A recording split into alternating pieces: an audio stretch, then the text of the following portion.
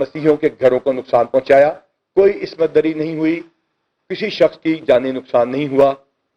یہاں پہ میں یہ بتانا چاہتا ہوں کہ قطعاً کسی لحاظ سے بھی ہم جسٹیفائی نہیں کر رہے کہ کوئی بہت بڑا ظلم کسی ہمسایہ ملک میں ہوا ہو تو یہاں پہ کسی زیادتی کی کوئی جسٹیفیکیشن ہے, ہرگز نہیں.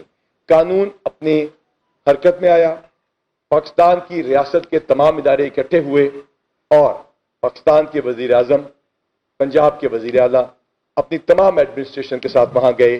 گھروں کو ریپیئر کیا گیا, ان کے پیسے دیے گئے اور مسیحی عبادت گاہوں یعنی گرجا گھروں کو پہلے سے بہتر بنا کے دکھایا گیا.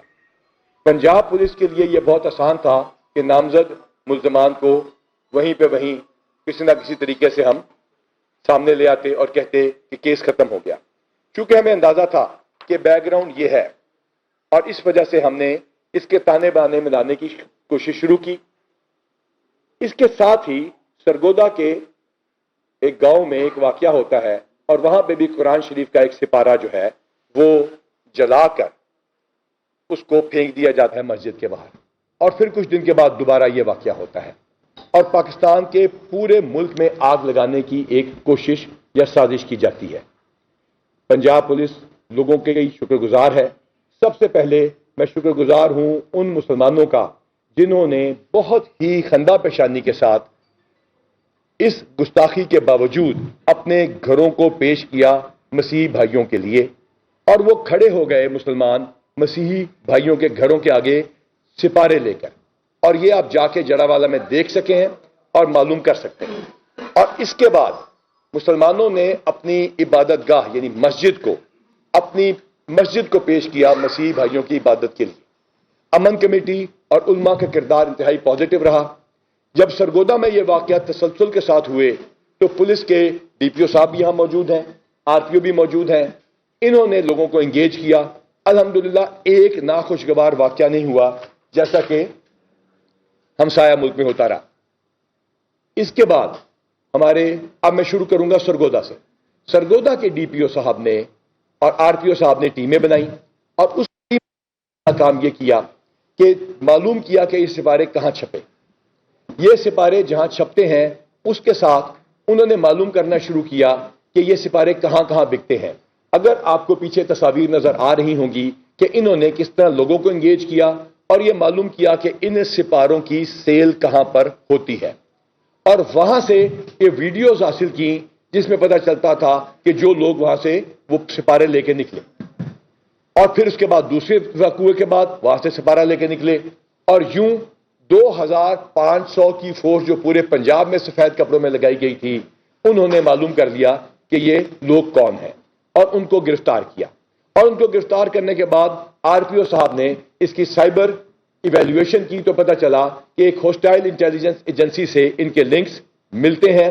لہذا شاید آپ کو یاد ہو ہم نے پہلے دن کہا تھا کہ ان چیزوں کے تانے بانے کسی اور جگہ جا کے ملیں گے اور کسی اور کی وجہ سے یہ ہو رہا ہوگا.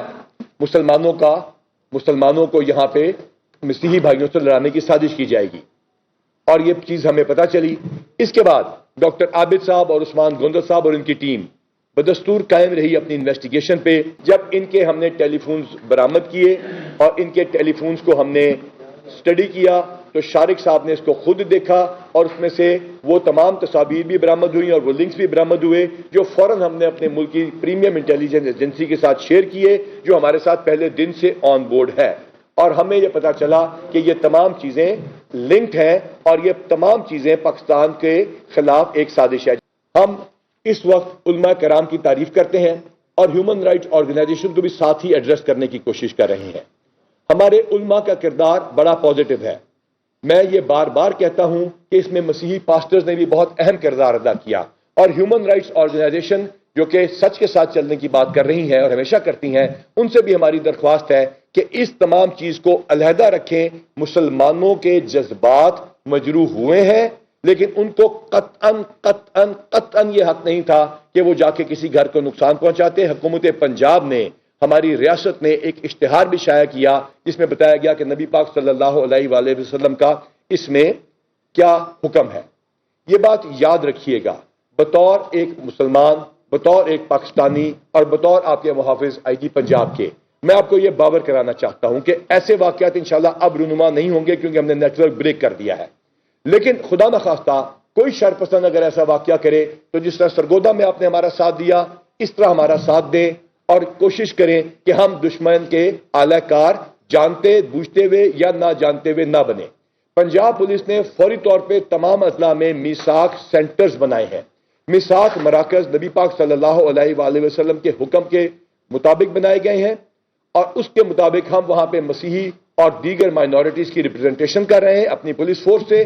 اور ہم آپ کو یقینی بناتے ہیں کہ کسی قسم کی بھی زیادتی کا ہم وہاں سے ازالہ کریں گے, چاہے وہ پولیسنگ کے انیشیٹوز ہوں, چاہے گورنمنٹ کی پالیسی کے احکامات ہوں, یا وزیر اعظم پاکستان اور وزیر اعلیٰ پنجاب کی ہدایت کے مطابق بین المذاہب اور بین الفرقہ ہم آہنگی کا کام کرنا ہو.